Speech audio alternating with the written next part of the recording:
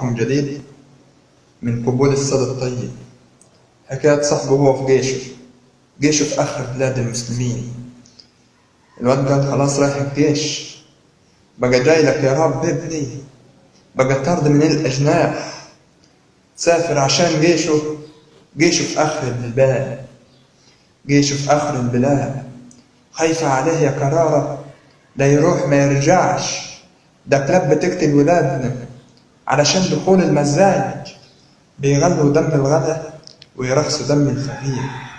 يلي غاوت اختار الصاحب الجدع، اقعد معاه ولو على الحصير، صاحب بلون الذهب وصاحب خسيس وجبان.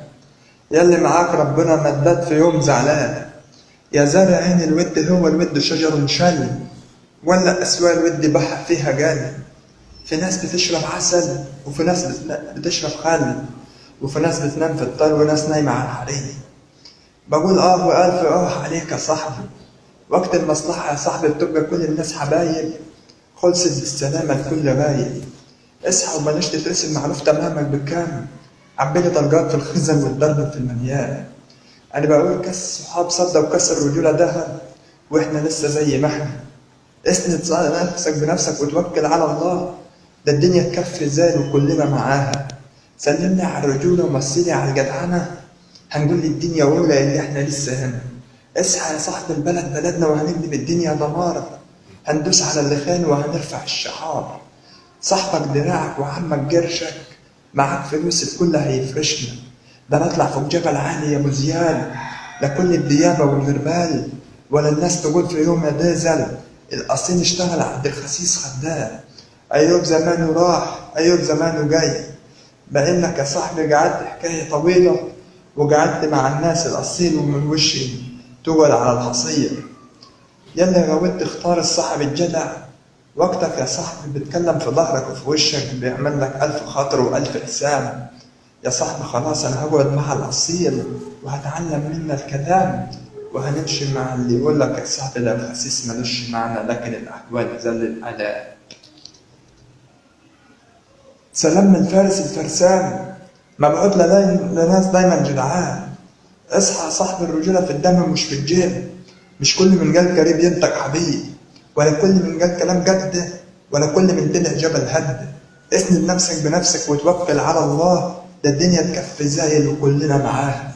انا بقول يلي غويت اختار امشي صح، وفدك من اللي يقول لك كلام الناس في وشك ومن وراك بيلعب بظهرك.